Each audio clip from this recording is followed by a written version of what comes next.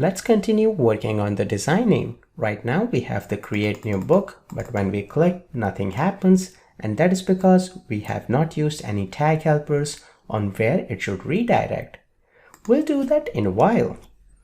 After this column 9 and column 3, let me add another div, give it a class of column 12.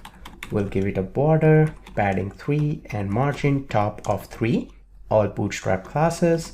And we'll add a form here, give it a method of post. Within this form, we want to display this only if books exist inside the table. So we can use razor syntax here, like if-else condition.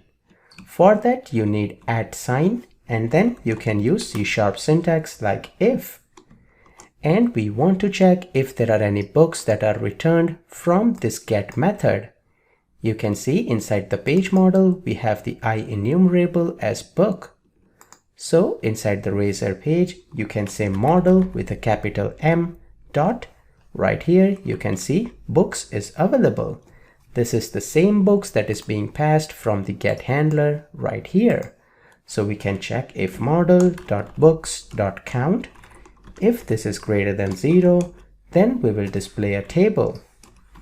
Else, we will display a paragraph and say no books available. Let's save this. Let's go back and refresh, and we should see no books available. Now, in order to see some books, right now we do not have the create book page. So let's go to database and hack some things. We'll right click on the book, edit top 100. Let me do 1 and any of the dummy record.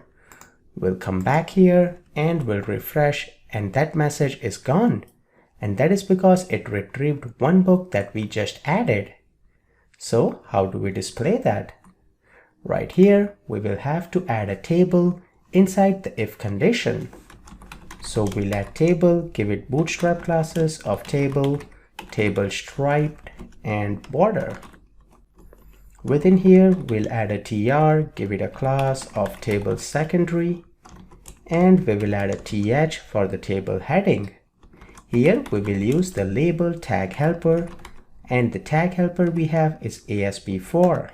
We will go to our books, and in here, we want the first or default because the label we want for only one record, and we'll say .name.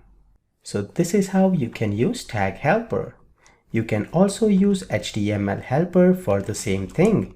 Let me show you that for the author. So the syntax for HTML helper was pretty weird. So it was html.displayNameFor. And in here, you'll have to use the lambda expression m goes to m.books.first.default.author. Now you can see how tag helpers have made this extremely simple. It is the existing label tag. All you did was add ASP4. So that's why tag helpers are preferred over HTML helpers, but HTML helpers are still there for some functionalities which you have to write custom tag helpers for. And I will show you that in just a while. Once you have this, let me add a th here, and I will comment this code out, but I will leave there for reference. I'll copy this and paste it here for author. So this was the table header. We will add an empty th tag.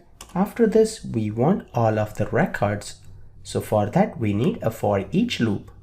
How do we get a for each loop inside the view?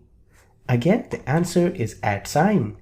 And then we have the for each, which is a C# syntax. We'll say variable item in model with a capital M dot books. So for all of the books that we have, we will have item, and we will display a table row here. So we will add a tr tag, and inside the td, we want to display the value. Now in this case, we do not have a tag helper, but we have an HTML helper. The HTML helper is html.displayFor. In here, we'll have to use link m goes to item dot. We want to display the name. We do not have an equivalent tag helper for displayFor, Of course, you can write a custom tag helper that can do the exact same thing, but that is beyond the scope for this project.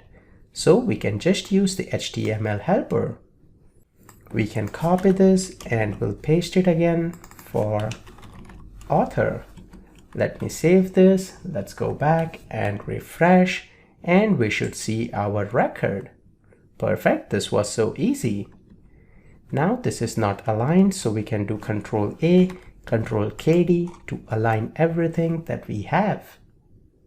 Last thing that I want is in here, I want buttons to edit or delete a book. So after this TD, I will add another TD, and I will give button, give it a class of btn, btn danger, and btn small. These are all bootstrap classes, and I will display delete. After the delete button, we need a link to redirect to the edit page. So for that, we'll use the anchor tag, and we'll give it a class of btn, btn success, and we'll do btn small. Here, this will be edit. Let me save this and refresh, and great, this is good. We will not worry about designing much things here, but this looks good. In delete, I'll just do text white so that it is aligned with the delete. So with this, we have almost completed the index page, but we will come back here later. Now the last thing that I want to do on index page for this video is on create book. I want to add a link so that it redirects me to a create razor page. So for that, right here inside the create new book, you will need a tag helper. The tag helper we have seen before in underscore layout. It is ASP page. What page do we want to redirect to? That will be a create page. Now you do not have to mention here that the create page will be inside book list, because if you are in the same folder, you can directly write the page name. That being said, let's add the create page in the next video.